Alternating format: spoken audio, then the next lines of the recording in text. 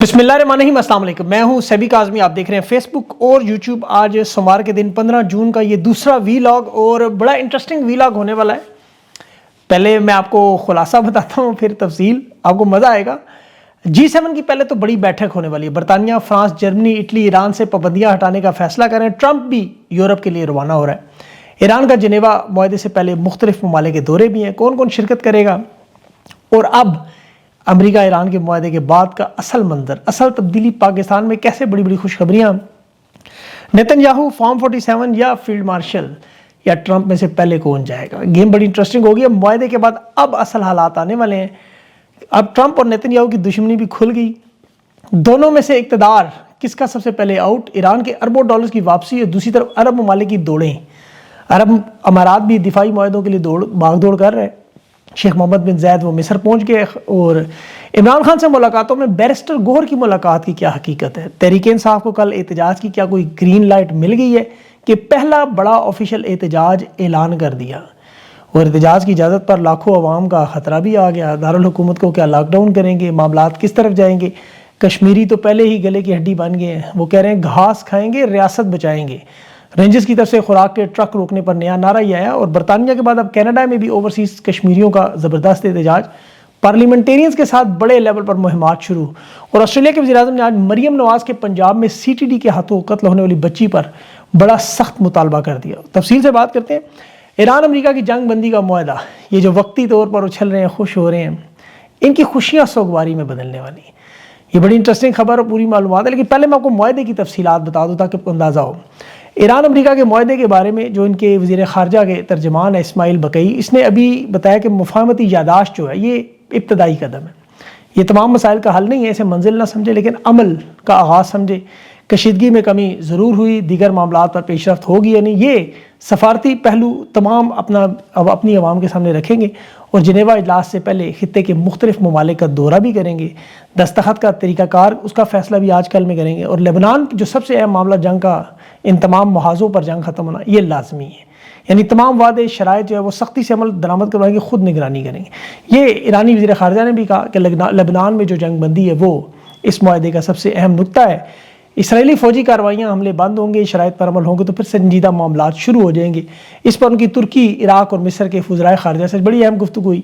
फिर अमेरिका के नायब सदर JD वेंस की तरफ से भी आया कि मुआहदा 2 मरहलों पर तस्दीकी अमल होगा।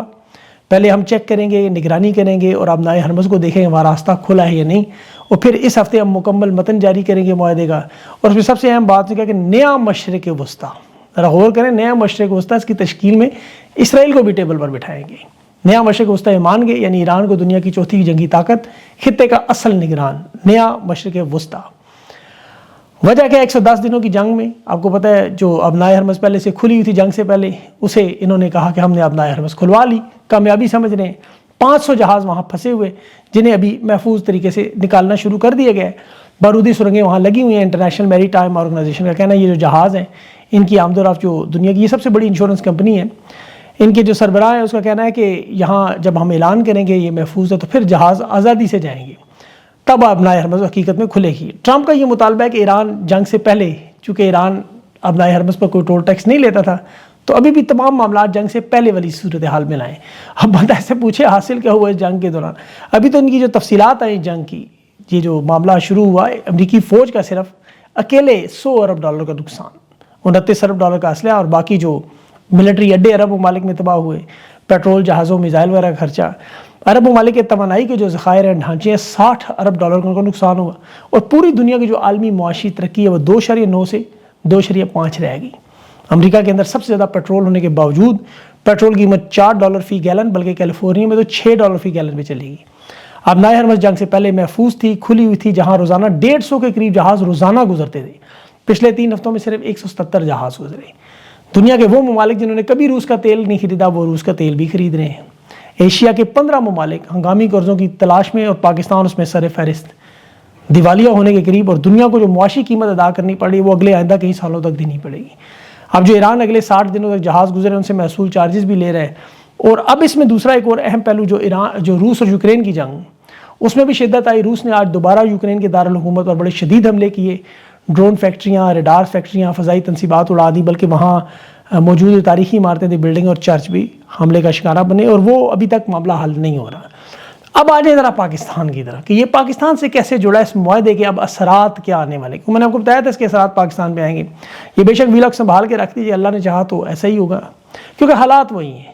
دیکھیں ایران امریکہ کا یہ معاہدہ اگر کامیاب ہوتا ہے، ویسے تو مشکل ہوتا ہے کامیاب، لیکن بہرحال 19 تاریخ کو دستخط ہونے ہیں، تیاریاں، یادداشتی منصوبہ سارا، ابھی خوشیاں منائی جا رہی ہیں۔ عسکری صحافی فیلڈ مارشل کو نوبل امن انعام دینے کی بات کر رہے ہیں، بالکل اسی طرح ڈونلڈ ٹرمپ کو نیتن یاہو، فیلڈ مارشل اور شہباز شریف نے نوبل امن انعام کے لیے نامزد کیا، جس نے ابھی ایران میں 16,000 حملے کیے، بچوں، بزرگوں، ایران کی لیڈرشپ، سپریم لیڈر تک کو شہید کیا۔ یعنی نیتن یاہو اور ٹرمپ اس جنگ میں براہ راست شامل تھے، اب انہوں نے اسے امن کا نوبل انعام نامزد کیا۔ امن کا دائی، امن کا مسیحا، اور شہباز شریف نے اسے صرف باؤ جی نہیں کہا، باقی سب کچھ کہا۔ بہرحال ٹرمپ نے کہا یہ تنہائی میں میری، آپ کو پتہ ہے، تشریف چومتے ہیں، مجھے لوزرز پسند ہیں، اور فیلڈ مارشل گریٹ ہیں، وہ آپ کو پتہ ہے خارجہ پالیسی میں ان کی تعریف ابھی ہو رہی ہے۔ یہ فوجی جرنیل سفارتکار نہیں ہے۔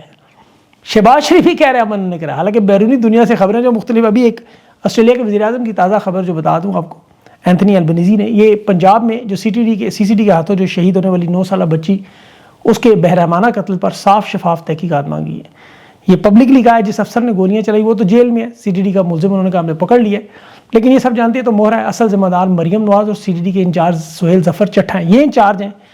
ہائی پروفائل کیس ہے، ورنہ آج غریب ایک اور 16 سال کے رکشہ ڈرائیور کو بھی شہید کیا گیا، سی سی ڈی نے گولیاں ماری، لیکن اس پہ کوئی آواز نہیں اٹھا رہا کیونکہ وہ ہائی پروفائل کیس نہیں ہے۔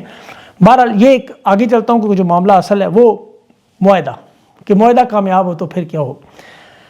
اب یہ سارا کھیل پاکستان میں آ رہا ہے، کیونکہ یہاں اصل تبدیلیاں ہونی۔ اب جو کھیل ہے وہ اصل میں چھری اور خربوزے کے درمیان شروع ہوا، یعنی خربوزے نے چھری پہ گرنا ہے یا چھری نے خربوزے پہ، کٹنا خربوزے نے۔ خربوزہ کون ہے یہ ذرا غور کریں۔ دیکھیں یہ اگلے 3 مہینوں کا کھیل رہ گیا بس۔ دلیل و ثبوت اس کا کیا ہے؟ معاہدے کا سب سے بڑا فریق ہے اسرائیل۔ ٹرمپ کے اس معاہدے کو وہ نہیں مان رہے، ان کی بات امن کی ضرور ہوئی، بیروت میں لوگوں نے، شہریوں نے واپس بھی آنا شروع کیا، ٹرمپ نے دباؤ ڈال کے وقتی حملے بھی رکوا لیے۔ اب اس ساری صورتحال میں نیتن یاہو نہیں ماننا، اس نے زوتار جنکشن پر جو جنوبی لبنان کا علاقہ، وہاں بڑی شدید گولہ باری کی، پھر جنوبی لبنان کے علاقے کفر تنبیت میں وہاں فضائی حملے بھی کیے۔ اس کا دعویٰ ہے، اس کی اسرائیل کے تمام وزراء کا، کہ جب تک حزب اللہ کا یہاں خاتمہ نہیں ہوتا، فلسطین میں حماس کا خاتمہ نہیں ہوتا، یہ غیر مسلح نہیں ہوتے، ہم جد و جہد نہیں چھوڑیں گے۔ یہ میں نے آپ کو پچھلے ویلاگ میں بتایا تھا کہ نیتن یاہو کا اقتدار 1996 سے ہے، یہ اسرائیل کی تاریخ کا سب سے زیادہ طویل عرصہ حکومت کرنے والا وزیر اعظم، 30 سال ہو گئے، 30 سال، اور 30 سال کی تاریخ میں یہ پہلی دفعہ ہو رہا ہے کہ یہ اس کی حکومت گرنے کے قریب پہنچی ہے۔ الیکشن اس کے اکتوبر میں ہے، 2026 میں اس کی پارٹی نے اسے دوبارہ وزیر اعظم کا امیدوار نامزد کیا ہے، لیکن حالات یہ ہیں کہ یہ 3 مہینوں بعد جو الیکشن ہے اس میں انتہائی کمزور حیثیت پر پہنچ گیا ہے۔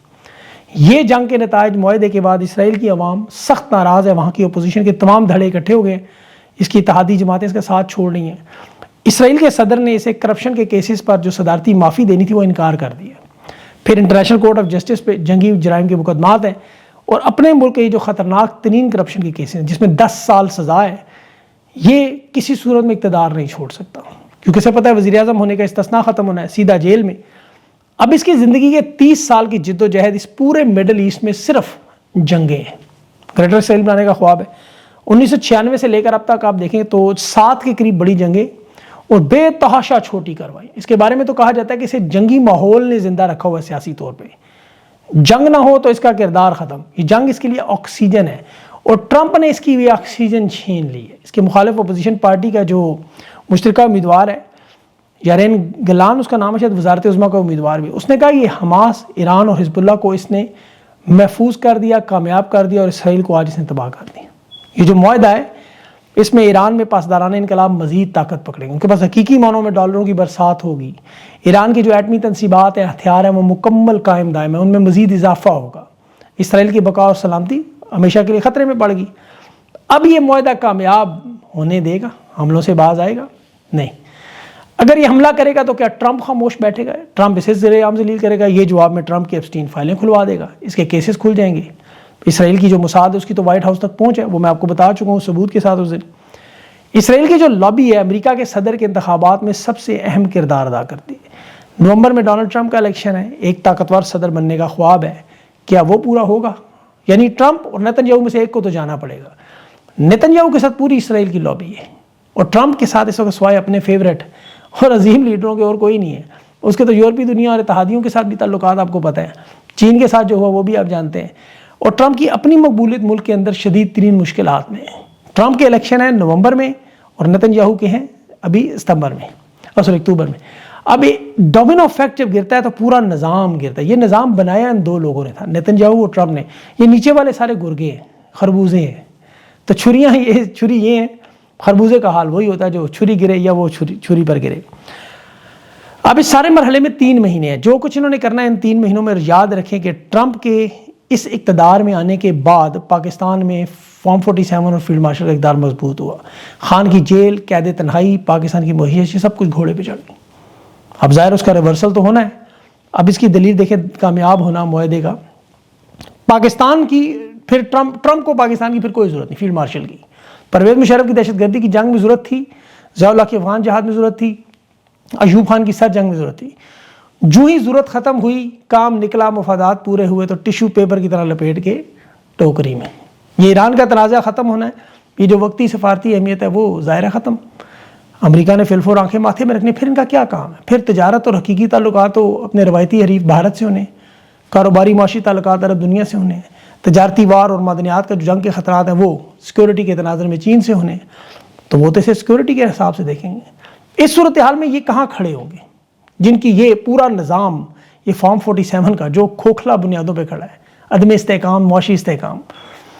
شہباز شریف پر اب ظاہر ہے پھر ہاتھ سیدھا ہوگا. وہ میں نے آپ کو پچھلے ویلاگ میں بتایا تھا. اور ابھی آپ دیکھ لیں خود اسٹیبلشمنٹ کا ترجمان ہے فیصل واڈا, اس نے آج بیان کیا دیا کہ فیلڈ مارشل نے تو ورلڈ آرڈر میں کھڑا کر دیا, وہ لیڈر ہیں اور قوم لیڈر پہ بھروسہ کرتی ہے, گیدڑ پر نہیں. وہ شریف خاندان کو گیدڑ کہہ رہے ہیں. شریف خاندان سے مراد وہ نواز شریف کو گیدڑ کہا کرتے تھے ملک سے بھاگنے پر, اب وہ شہباز شریف کو گیدڑ کہہ رہے ہیں. پھر جو مولانا فضل الرحمان نے بات کر دی اسمبلی کے اندر, پہلے تو صحافیوں کی اور وہ باقی تو آپ سن چکے ہیں. مولانا فضل الرحمان نے آج کہا کہ عمران خان باہر آئے, سیاست کریں ملک کی بہتری کے لیے, اور خان کی جو گرفتاری کی وجہ سے سیاست میں تلخی ہے وہ ایک شخص کی قربانی دینا مسئلہ نہیں ہے, ایک شخص کو قربان کرنا. اچھا وہ کس کی بات کر رہے ہیں قربانی کی؟ فیلڈ مارشل کو بات تو نہیں کر سکتے, شہباز شریف کی بات کر رہے ہیں. اب نون لیگ کیا وہ قربانی دے گی؟ وہ تو پہلے ہی نواز شریف کی قربانی دے چکے ہیں اور وہ ابھی تک اس پہ ٹھنڈے نہیں ہیں. یہ معاملہ کتنا سنگین ہے کہ نون لیگ کی قیادت نے آپ دیکھیں مالش پالش کی تمام ڈبیاں خرچ دیں.